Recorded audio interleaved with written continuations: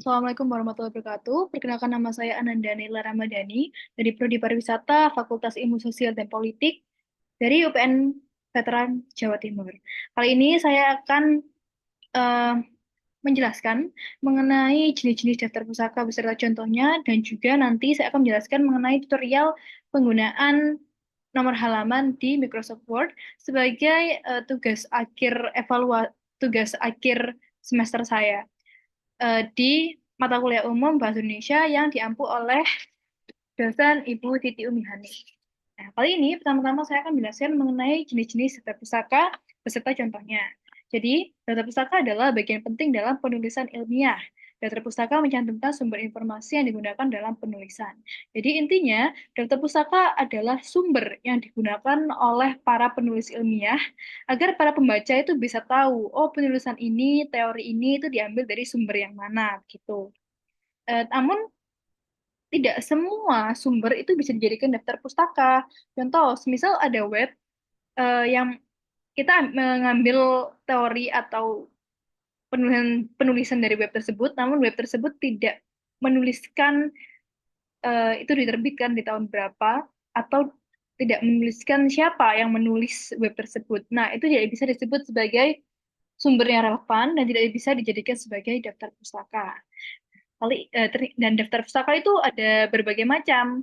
Ada yang diambil dari buku, diambil dari jurnal, diambil dari undang-undang, diambil dari web, dan itu berarti juga penyusunan di daftar pusakanya itu berbeda.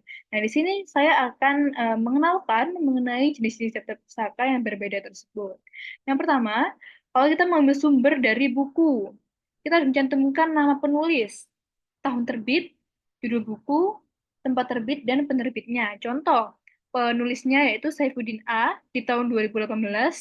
Judul bukunya adalah Metodologi Penelitian Kuantitatif, tempat terbitnya di Bandung, dan penerbitnya adalah Alpha Beta. Yang kedua, kalau kita mengambil sumber dari jurnal, pertama kita tuliskan judul jurnalnya, kemudian tahun terbit, nomor volume, nomor edisi, nama penulis, judul artikel, dan halamannya. Contoh, judul jurnalnya adalah Jurnal Pendidikan, diterbitkan tahun 2023 di volume 17, edisi 2, dan nama penulisnya adalah John Lee. Judul artikelnya adalah Pengaruh Teknologi pada Pembelajaran di halaman 100 sampai 120.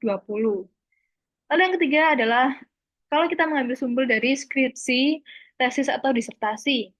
Nah, pertama harus ada nama penulis. Contoh Ahmad, diterbitkan di tahun 2023, judulnya adalah Pengaruh bla bla bla di perguruan tinggi Universitas bla bla bla. Lalu yang keempat, kalau kita mengambil sumber dari artikel dalam koran atau majalah, itu harus mencantumkan nama penulis. Contoh Sari D, tahun terbit 2023, di tanggal 15 Agustus. Judul artikelnya adalah Pentingnya Pendidikan Karakter. Lalu nama medianya Kompas di nomor halaman 12. Lalu yang kelima, kalau kita mengambil sumber dari situs web, itu harus ada nama penulis. Contoh, John Doe. Lalu judul artikelnya adalah perkembangan teknologi. Tanggal akses kita melihat web tersebut itu dituliskan, lalu kemudian baru link webnya. Lalu yang kelima adalah dokumen resmi. Nah, ditulis dari lembaga apa kita mengambil sumber tersebut. Contoh, Kementerian Pendidikan. Diterbitkan tahun 2023, nomor dokumennya berapa, dan juga judul dokumennya mengenai peraturan apa. Lalu yang ketujuh, mengenai kalau kita ambil sumber dari peraturan perundang-undangan. Kita ambil tuh undang-undang di tahun berapa, contoh tahun 2023. Di nomor berapa, undang-undang tersebut nomor berapa, contoh undang-undang nomor satu, dan judulnya itu mengenai undang-undang tentang apa. Nah, itu tadi merupakan penjelasan mengenai jenis-jenis daftar pustaka. Jadi kita tahu bahwa daftar pustaka itu berbeda tergantung sumber dari mana kita ambil. Lalu yang kedua, saya akan menjelaskan mengenai penomoran halaman di Microsoft Word. Nah, di sini saya punya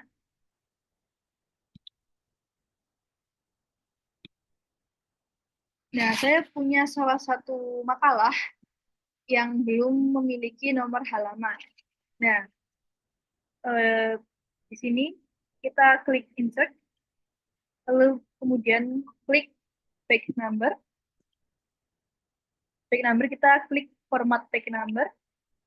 Nah, kalau dalam makalah biasanya dari cover sampai tujuan itu kan menggunakan Romawi. Jadi kita number formatnya kita ganti menjadi Romawi.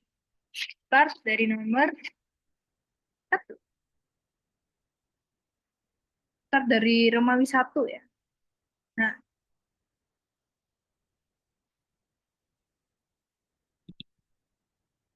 oke, lalu kita klik oke. Nah, kita di sini klik 2 kali. Kita buat footernya,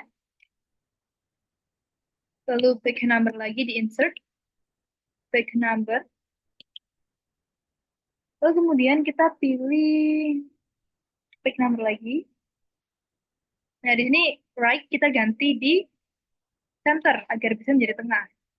Lalu karena di makalah itu di cover kan kita tidak menggunakan nomor halaman, tapi di halaman selanjutnya tetap nomor 2. Jadi kita klik di sini untuk menghilangkan nomor halaman di bagian cover. Lalu kita klik OK. Nah, secara otomatis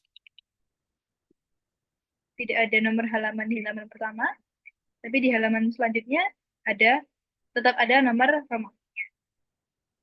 Nah, tapi penggunaan Romawi ini hanya digunakan sampai tujuan atau bab pendahuluan.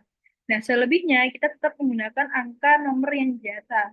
Nah, caranya adalah kita klik di terakhir, halaman terakhir yang menggunakan yang menggunakan angka Romawi di sini.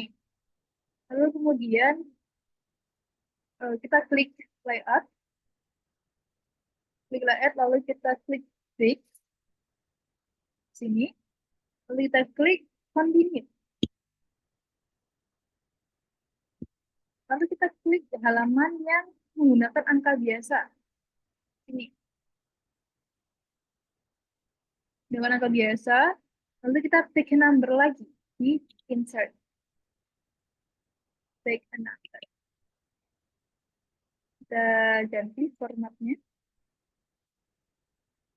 Kita ganti menjadi angka biasa di sini. Start di nomor 1.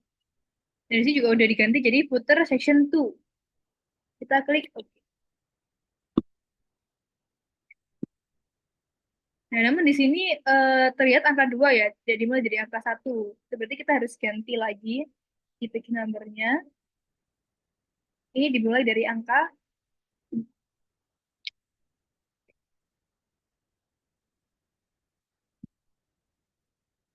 Nah, secara otomatis halamannya akan berubah jadi nomor biasa dari bab 2 sampai chapter.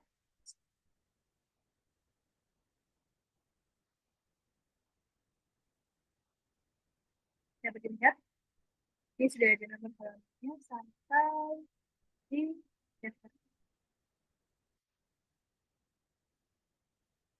Nah, tadi merupakan eh, pengenalan dari chapter pustaka dan juga tutorial penggunaan nomor halaman di.